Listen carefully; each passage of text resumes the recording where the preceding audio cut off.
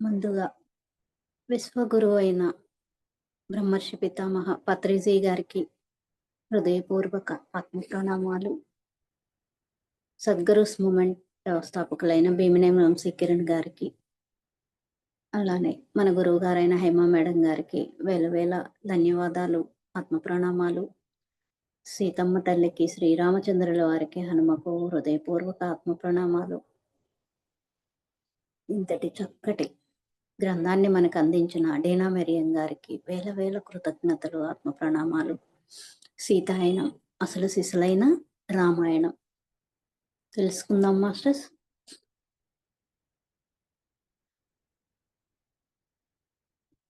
అనసూయ వాళ్ళ తండ్రి గారు కూడా ఎన్నో విషయాలు వాళ్ళతో మాట్లాడుతూ తన బాల్యంలో జరిగినవి శ్రీరాముల వారే ఆశీర్వదించి ఈ అలా ఈ అజిత్కి ఇచ్చి వివాహం చేస్తే బాగుంటుందని సూచించడం, ఇవన్నీ తెలుసుకున్నాక చాలా ఆనందం వేసి మళ్ళీ ఇంకొకసారి సోమని కలుద్దాం అనుకున్నప్పుడు తండ్రి గారు సరేనని తీసుకెళ్తారు.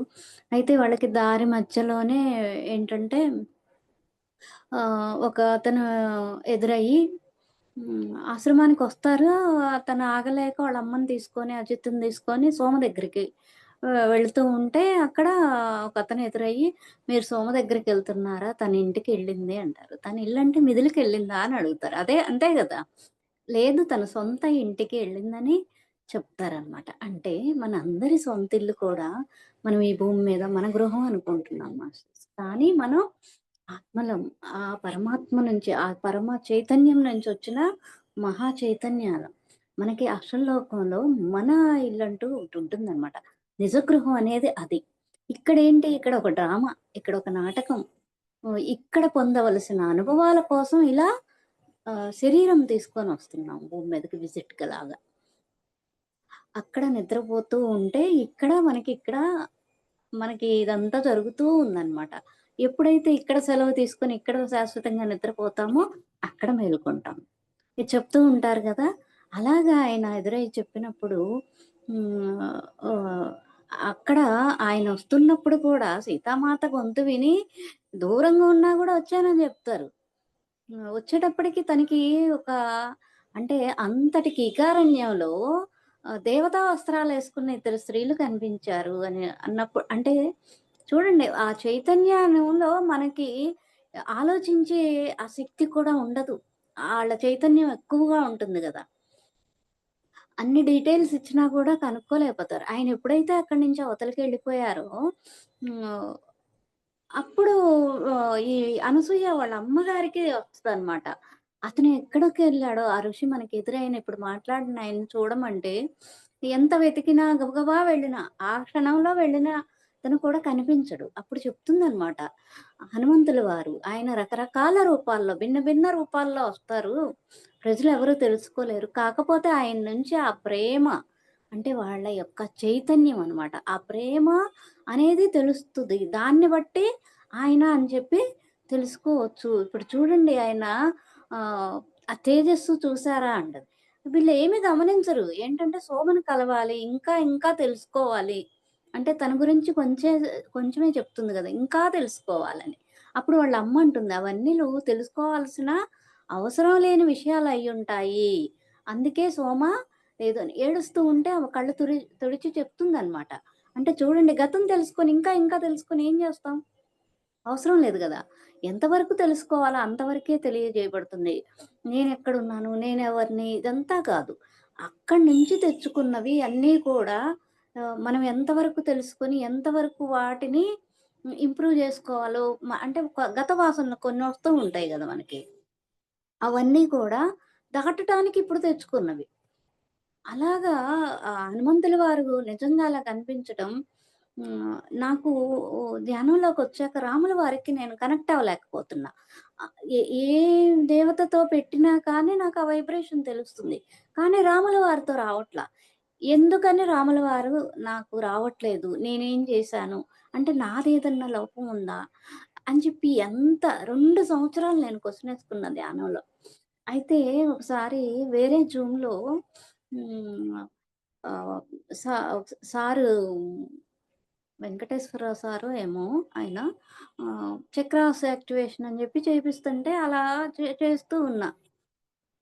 చేస్తూ ఉన్నప్పుడు నాకు ఆ విజన్ ఏంటంటే ఆహ్, అంతకుముందు ఉన్న ఇంట్లో ఇల్లు కనిపిస్తుంది. అంటే తూర్పుకి, ఇటు ఉత్తరం వైపు 2 వాకిళ్ళుంటాయన్నమాట. కోతులెళ్తున్నాయి. అంటే లోపలికొచ్చి ఆగం చేస్తాయి గదా! అని గబగబా ఎళ్లి డోరేయపోతే ఒక డోరేసాను.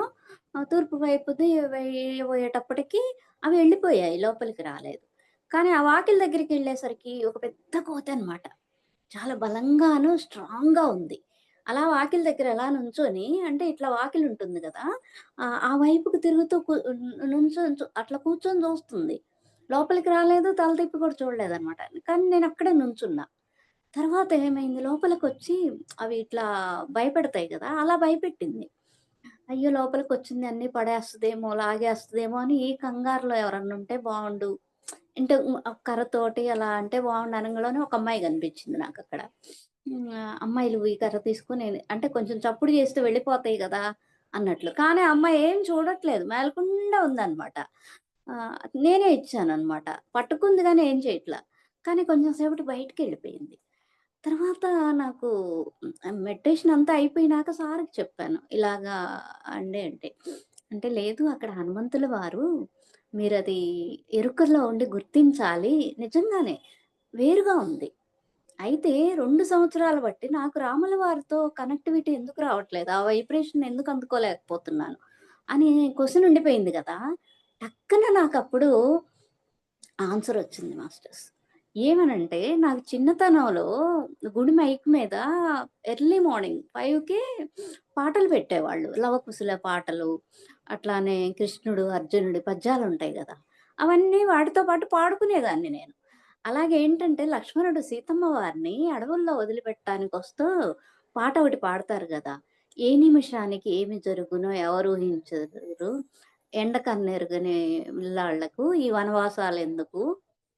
ఎంత తరచి చూసినా బోధపడవులే సత్యాలని చెప్పి పాడతారు. నేను అదే కోరస్‌లో పాడుకునేదాన్ని. కానీ రాముల వారి మీద కోపం గాని, ద్వేషం గాని లేవు. ఆ పాటను అలా ఆ ఫీల్ అవుతూ పాడుకునేదాన్ని నేను. అప్పుడు అది నా సోల్‌లో రాముల వారి మీద కోపము, ద్వేషము ఉంది. నేనే అడ్డంకి గాని రాముల వారు కాదు. చూడండి ఇక్కడ మాస్టర్సు మనకెందుకొస్తారులే, మనకెందుకు అనుభవం వస్తదిలే, వాళ్ళకెవరికో కనిపిస్తారులే, వాళ్ళకేవో అనుభవాల్లో అనుకోవద్దు మాస్టర్స్. మనం ఎప్పుడైతే ఇవన్నీ దాటుకుంటూ వెళ్ళి మన చైతన్యాన్ని పెంచుకుంటామో, అప్పుడు కనెక్ట్ అవ్వగలుగుతాం. నాకప్పటినుంచి రాముల వారితో కూడా మెడిటేషన్ తలుచుకున్నా గానీ, ఆ వైబ్రేషన్ గానీ, ఆ చైతన్యం కానీ తెలుస్తుంది. అంటే ఆహ్, ఎప్పటినుంచో ఉండే నాకు హనుమంతుల వారిని చూడాలని. ఒక కల్లో సీతమ్మ వారు, హనుమంతుల వారు కనిపించారు. సీతమ్మ వారైతే చక్కగా మంచి రాణివాసపు దుస్తుల్లో చాలా క్లియర్‌గా చక్కగా కనిపిస్తున్నారు. కానీ ముందు ఒక మామూలు జెంట్లాగే వస్తున్నారనమాట ముందల నడుచుకుంటూ. అయితే నేను హనుమంతుల వారు ఎలా ఉంటారు? చిన్నప్పటి నుంచి ఏందో ఆ క్యూరియాసిటీ. నేను సినిమాల ప్రభావం వల్ల అనుకున్నాను గానీ, ఆయన్ని చూద్దాం అని చెప్పి ఆయన ఫేస్ అబ్జర్వ్ చేయటం మొదలుపెట్టా. సీతమ్మ వారిని వదిలేసా చక్కగా కనిపిస్తున్నారు. అయితే ఆయన రకరకాల ఫేసులు మార్చేశారు. వేరే వేరే వ్యక్తుల్లాగా. ఆహ్, ఆహ్, ఇక అది ఎళ్ళిపోయిందనమాట. అట్లా నాకు హనుమంతుల వారిది ఆ కాన్షియస్ మనకి పొందలేని జవాబులు వాళ్ళక్కడ ఇచ్చారు. కానీ తెలియల. తర్వాత మనకి మన సోల్‌కి అర్థమైపోతుందనమాట అలాగా. అలాగే ఏంటంటే వీళ్ళమ్మ చెప్తుందనమాట. సీతా శ్రీరాముల వారి ఆశీర్వాదం వీళ్ళకి ఉంది ముందు. రాముల వారు చిన్నప్పుడు వీళ్ళిద్దరిని ఆశీర్వదించారు. వాళ్ళ ఇళ్ళ దగ్గరకొచ్చి. ఇక్కడ మీకు వాళ్ళిద్దరూ ఇచ్చిన గొప్ప బహుమానం ఏంటంటే హనుమంతుల వారు కనిపించారు. ఆయన ప్రేమ తరంగం ఏదైతే చుట్టుముట్టిందో మీరు గమనించారా? అని అడుగుతుందనమాట వీళ్ళని. ఆ గొప్ప ప్రేమని మీరు పెంపొందించుకోండి. మీ ముందు ముందు దాన్ని తీసుకెళ్ళండి. అందరికీ అందించండి అని జెప్పి వాళ్ళమ్మ చెప్తుందనమాట. అయితే అజిత్‌కి కూడా అది చాలా పెద్ద విషయం కదా! గుర్తించకపోయినా హనుమంతుల వారిని చూసామా, ఆయన వచ్చింది అని జెప్పి. కానీ సోమ వెళ్ళిపోయింది గదా! అది మటుకు బాధగానే ఉండిందనమాట. నేను ఆ గుడిసె దగ్గరికెళ్ళాలి అంటే అజిత్ తీసుకెళ్తాడు. తీసుకెళ్ళినప్పుడు ఆహ్, అంటే వాళ్ళిద్దరిని వదిలేసి లోపలికెళ్ళి కూర్చుంటదనమాట మెత్త మీద.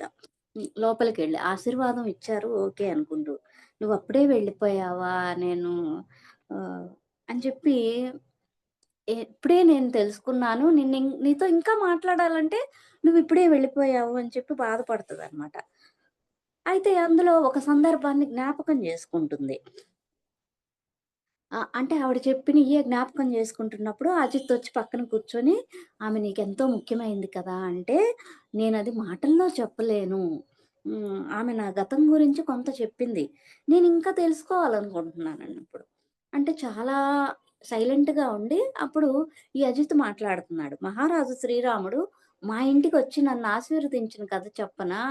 అని. "ఏంటి మీ ఇంటికి గూడా రాముల వారొచ్చారా?" అని జెప్పి ఆశ్చర్యంగా అడుగుతుందనమాట. నిన్ను కూడా ఆశీర్వదించారా అని.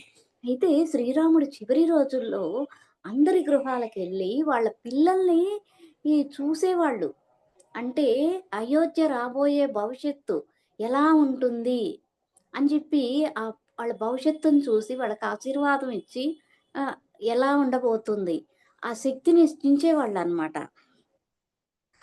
అట్లానే మా నాన్నగారిని కలవటానికొచ్చినప్పుడు నేను మీ పిల్లల్ని చూడాలంటే వీళ్ళు ముగ్గురు మగపిల్లలనమాట.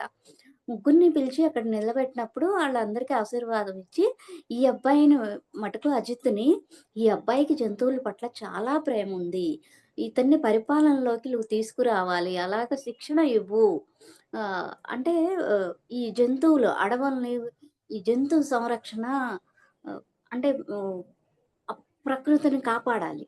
ఆ జంతువుల్ని కాపాడే బాధ్యత ఈ అబ్బాయి బాగా చేస్తాడని జెప్పి, రాముల వారు అప్పుడే వాళ్ళ నాన్నకి సుధామాకి చెప్పటం జరిగిందనమాట. ఆశ్చర్యపోతదనమాట. ఆహ్, సీతామాత కూడా ఎంతో ఆనందిస్తుంది అని జెప్పి.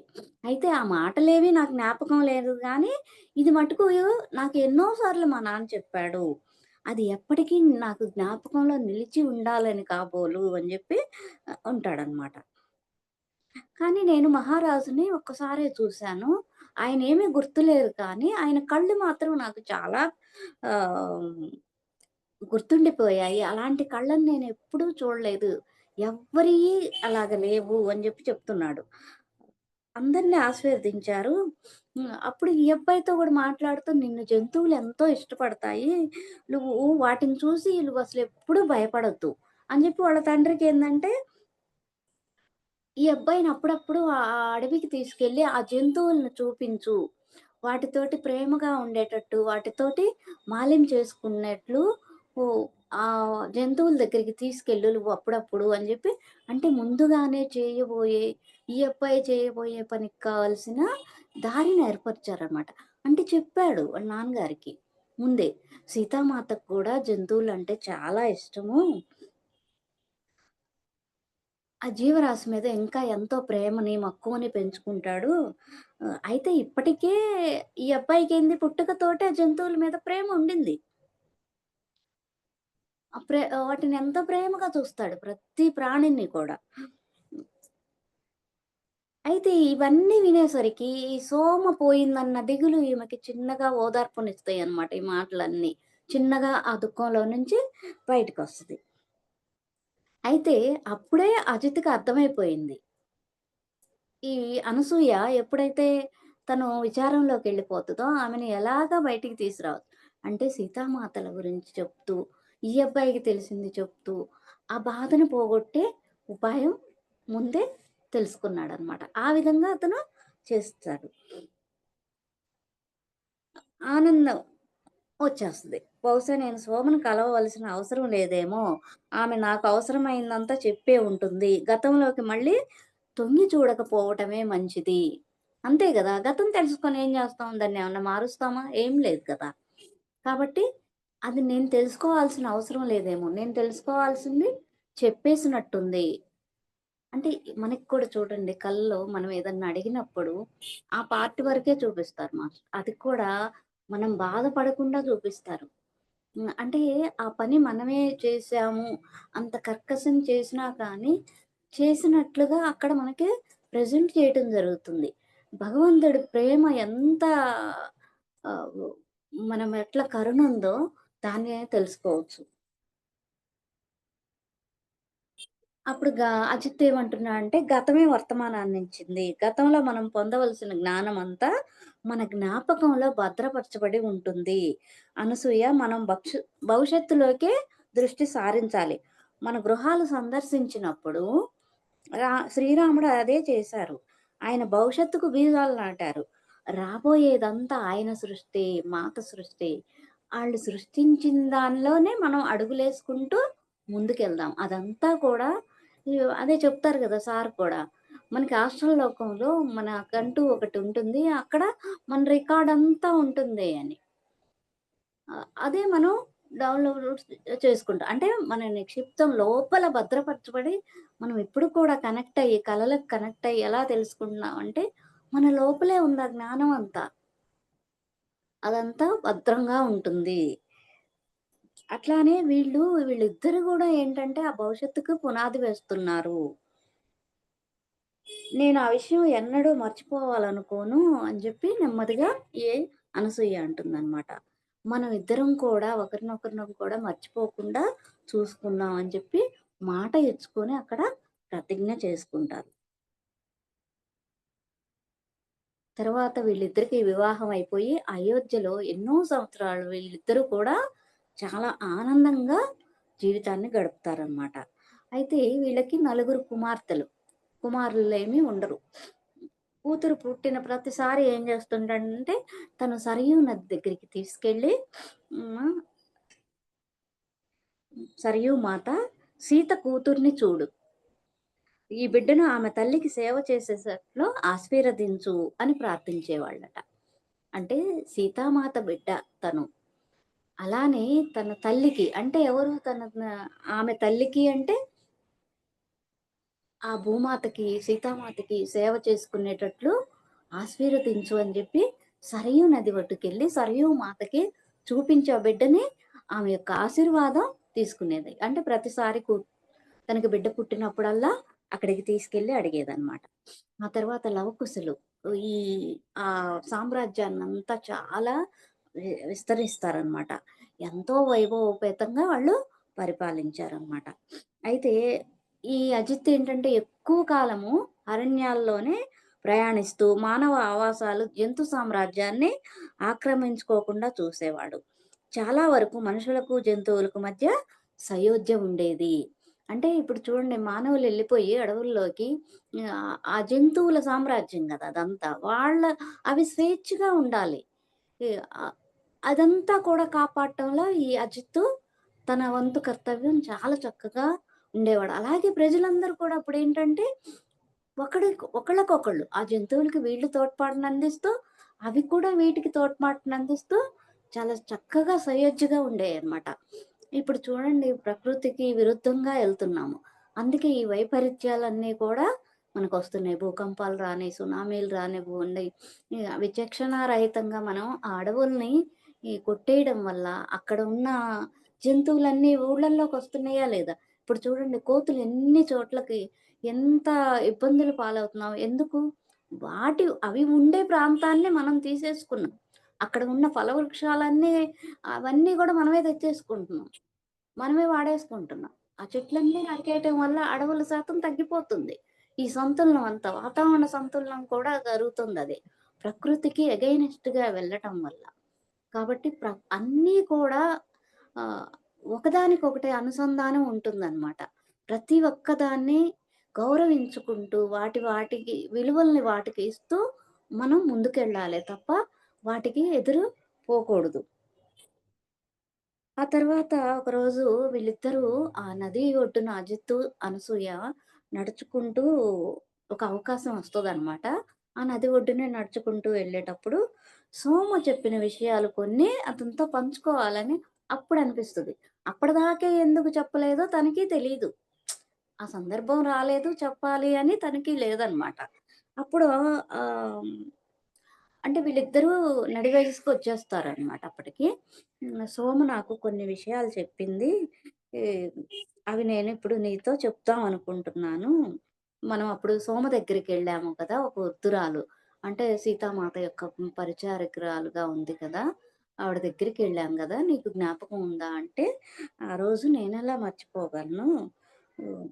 అప్పుడే కదా మనిద్దరి మధ్య ఒక గట్టి బంధం నెలకొన్నది. అది నాకు గుర్తుంది అని జెప్పి ఈ అజిత్ అంటే అప్పుడు చెప్తుందనమాట. నాతో చివరగా మాట్లాడిన మాటలు నీతో పంచుకోవాలనుకుంటున్నాను. మన గతం గురించి చెప్పింది అంటే, మన గతం గురించా అని అడుగుతాడనమాట. అవును. నేను జనక మహారాజు గారి కొలువులో ఒక పరిచారికగా ఆ పరివార కృత్యాల్లో సేవ చేస్తూ ఉన్నాను. మాత వివాహం జరిగిన తర్వాత ఆమెతో పాటు మిథిలకొచ్చాను. అయోధ్యకొచ్చాను. మిథిల నుంచి అయోధ్యకొచ్చాను. అంతే గాకుండా పరివార కృత్యాల్లోనే అంటే తండ్రి గూడా సేవ చేసేవాడు. ఆహ్, అక్కడే ఇంకొకతను జంతువు సంరక్షణ జేస్తూ ఆ పరివారంలోనే హ్మ్.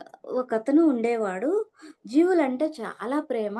మాతకు కూడా ఆహ్, నువ్వు కూడా అక్కడ జన్మించావు. ఆ జీవుల్ని చాలా ప్రేమగా చూసుకునేవాడివి. మాతకు కూడా నువ్వంటే కూడా చాలా ప్రేముంది. ఎందుకు జంతువుల పట్ల అంత ప్రేమ చూపిస్తున్నాడు అని చెప్పి మాతకు కూడా నువ్వంటే చాలా ఇష్టం ఉండేది. నువ్వు అప్పుడు అక్కడ జన్మించి ఉన్నావు అని చెప్పి చెప్తుంది. ఇతనికి తెలీదు అజిత్‌కి. ఆశ్చర్యంగా చూస్తాను. ఇంకా యవ్వనంలో అక్కడ మిథిల్‌లో ఉన్నప్పుడు ఇద్దరము కూడా, "నువ్వు నన్ను వివాహం చేసుకోవాలని జెప్పి నువ్వు నన్ను ఇష్టపడ్డావు. కానీ మా తండ్రి గారికున్న భయం కారణంగా వివాహం చేసుకోటానికి వీల్లేదు."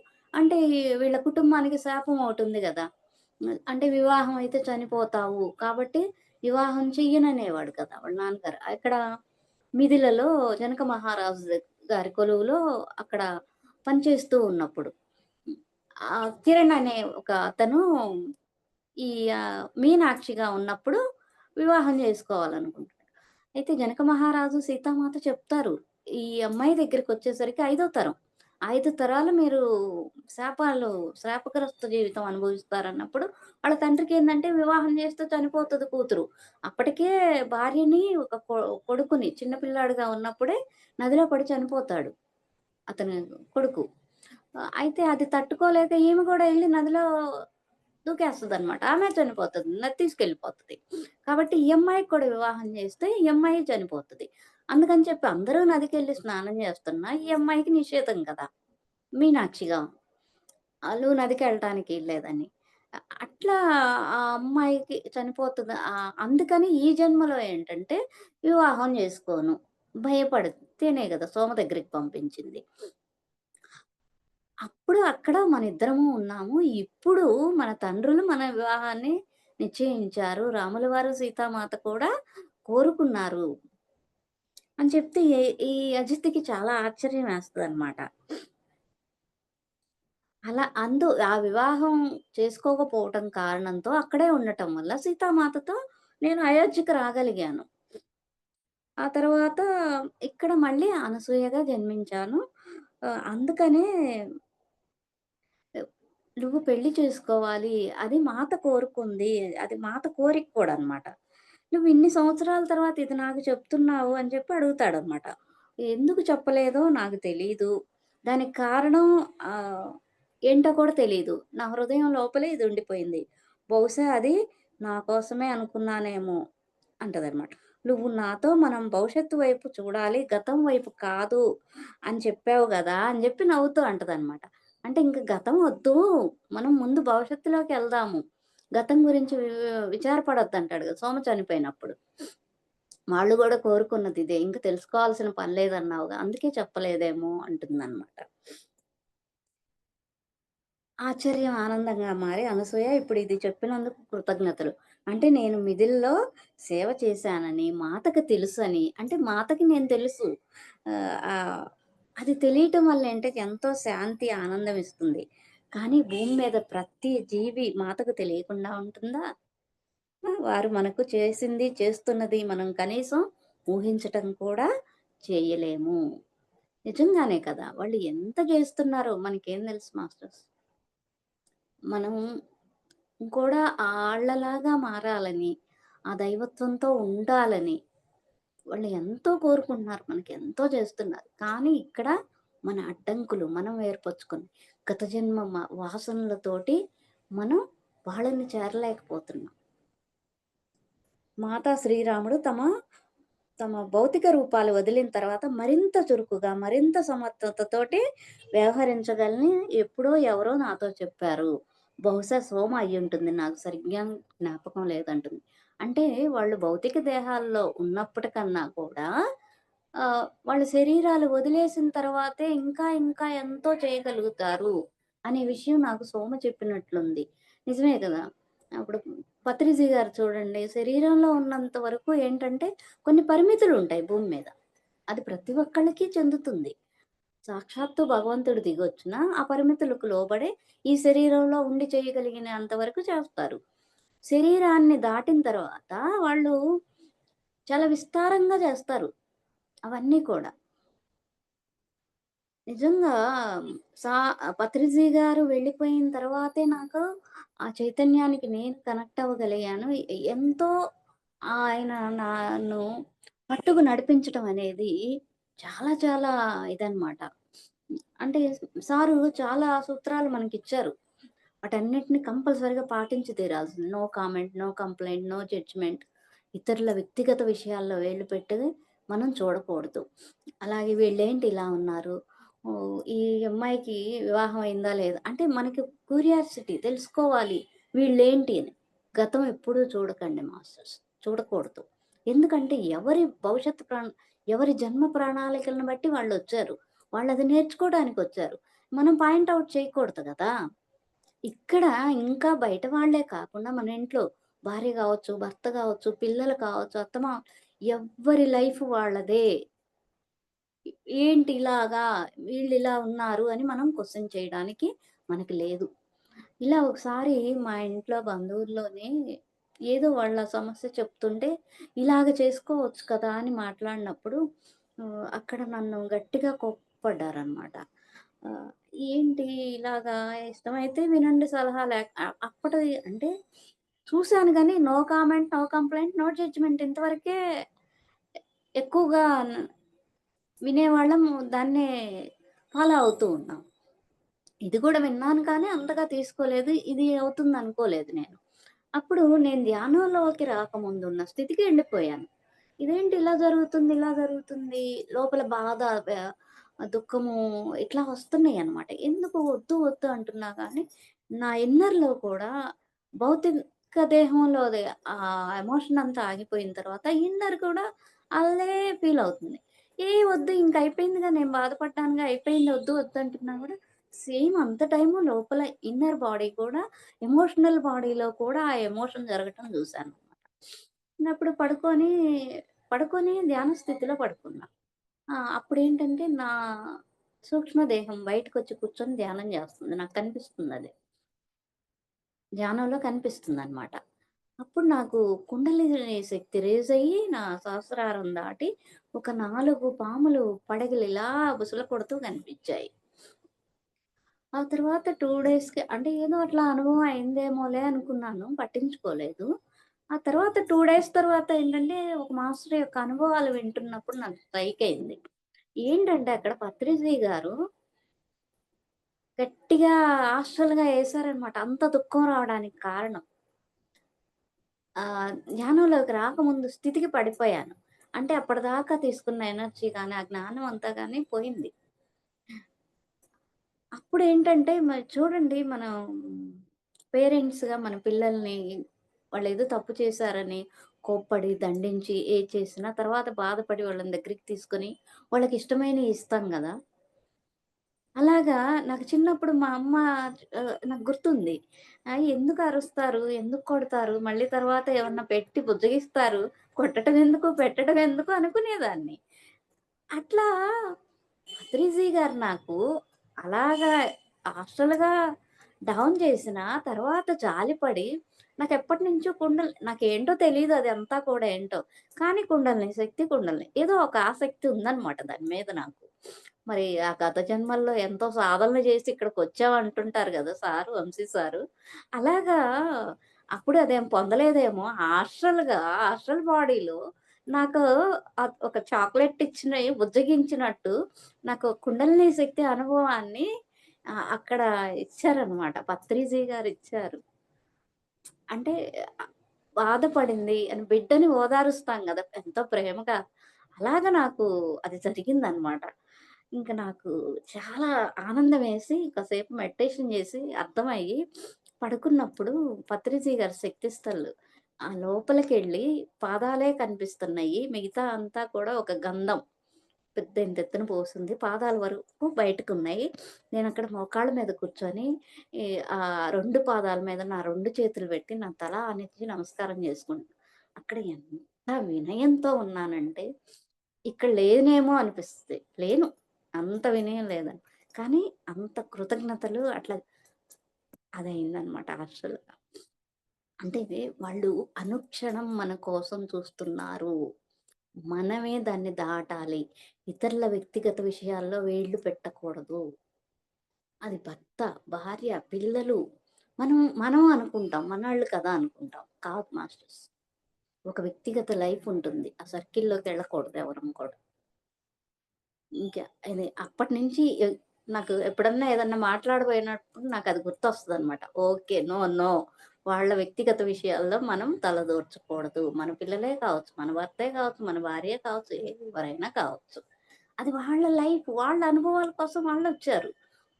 అదే అడిగితే మనల్ని ప్రత్యేకించి ఏమన్నా చెప్పు అంటే, ఓకే. ఇలా అయితే బావుంటుందేమో చూసుకోండి అని చెప్పడం వరకే అడిగితే. అంతేగాని మనమే ఆ సిట్యుయేషన్‌లోకి దూరిపోయి మనం చెప్పకూడదనమాట. ఇది. ఇది నా అనుభవం అనమాట. అట్లా ఏంటంటే,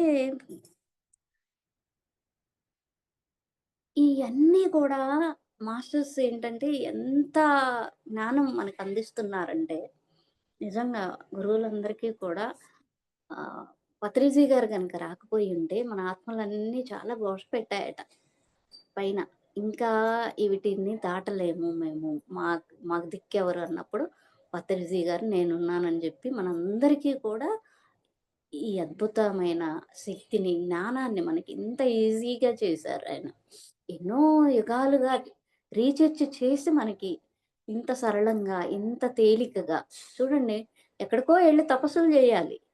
ఎంతో చేసి, ఎంతో వదులుకుంటే గాని దొరకంది మన ఇంట్లో మన పనులు జేసుకుంటూ, మన బాధ్యతలు చూసుకుంటూ మనం ఎంతో జ్ఞానాన్ని పెంచుకుంటున్నాం. ఎన్నో సంవత్సరాలు ఈ అనసూయకి గడిచిపోతాయి. అజిత్తు ఆ భౌతిక దేహం వదిలి వెళ్ళిపోతాడు. పిల్లలు కూడా పెద్దవాళ్ళయిపోయారు. వాళ్ళకి వివాహాలయిపోయాయి. వాళ్ళ జీవితంలో వాళ్ళున్నారు. తను కూడా పెద్దదయిపోయినప్పుడు ఒకరోజు సరియు నది ఒడ్డున నడుస్తూ వస్తూ ఉన్నప్పుడు అక్కడేంటంటే చాలా రాజ్యం విస్తరించేసరికి అక్కడ అంగళ్ళు ఎంతోమంది పెట్టుకొని వాళ్ళ వ్యాపారాలు చేసుకుంటున్నారు. జనం గూడా చాలా సందడనమాట. వ్యాపారాలు చేసుకునేవాళ్ళు, పడవలు నడిపేవాళ్ళు, పళ్ళమ్ముకునేవాళ్ళు, స్త్రీలు కూడా ఒడ్డున చిన్న చిన్న దుకాణాలు పెట్టుకొని, ఇవన్నీ దాటుకుంటూ ఒక ప్లేస్ చూసుకొని, అక్కడ కూర్చొని కళ్ళు మూసుకుంటదనమాట. అక్కడున్న చెట్టుకి ఆనుకొని. నది వైపు కొంచెం సేపు చూసి కళ్ళు మూసుకొని కూర్చున్నప్పుడు ఆహ్, ఈ మనసుకి వచ్చే ఆలోచనలకి తనను తాను వదిలేసుకుంది. అప్పుడు తనకేం గుర్తొస్తుంది?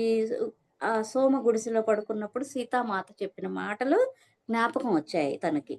"ఒక నూతన సమాజం సృష్టించటంలో తోడ్పడతావా?" అని మాత అడుగుతుంది గదా! తనిక ఇంటికెళ్ళిపోతాను అన్నప్పుడు అడిగినప్పుడు సీతామాత స్వప్నంలో కనిపించి అడుగుతదనమాట. అంటే నూతన సమాజం నిర్మించటంలో, సృష్టించటంలో నువ్వు సహాయం చేస్తావా? అనని. ఇప్పుడు తన లోపల క్వెషనేసుకుంటుందనమాట. అలాగే మాట్లాడుకుంటుంది. కానీ నేనేం చేశాను మాత, కేవలం నిన్ను, నా కుటుంబాన్ని ప్రేమించాను. అంతకు మించి నేనేం చేయలేదు.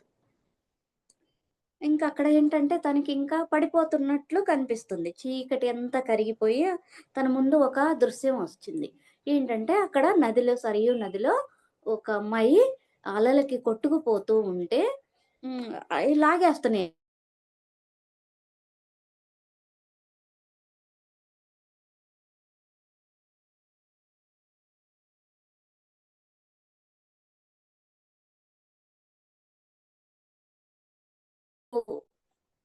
వినిపిస్తుందా?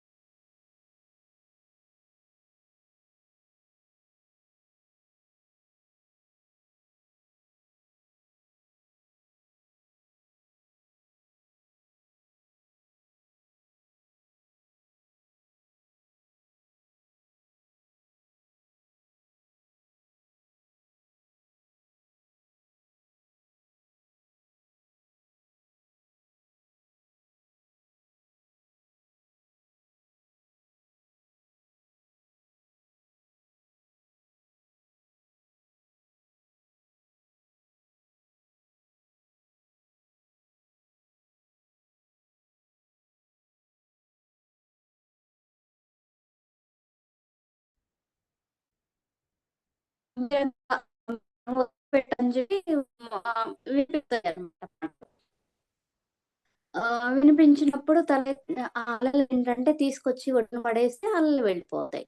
ఇలా తలెత్తి చూస్తే ఒకతను ఆమెను లేవదీసి ఆ భుజాల చుట్టూ చెయ్యేసి కనిపిస్తుంది. చాలా విచార వదనాలతోటి అంటే ద్వారం బయట నుంచొని ఉన్నప్పుడు ఎక్కడ అయితే ఆ అలల్ని వదిలేసేయి అని ఆమెను హ్మ్. లేపి తను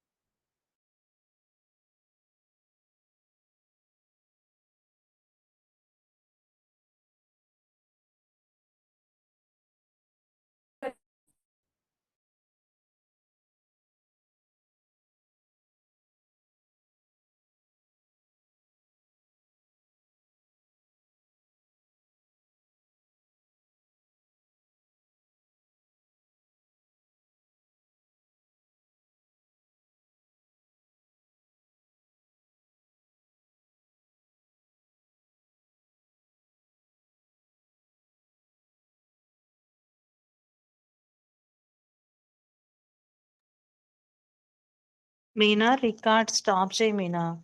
సుధారాణి మేడంది నెట్ పోయినట్టుంది.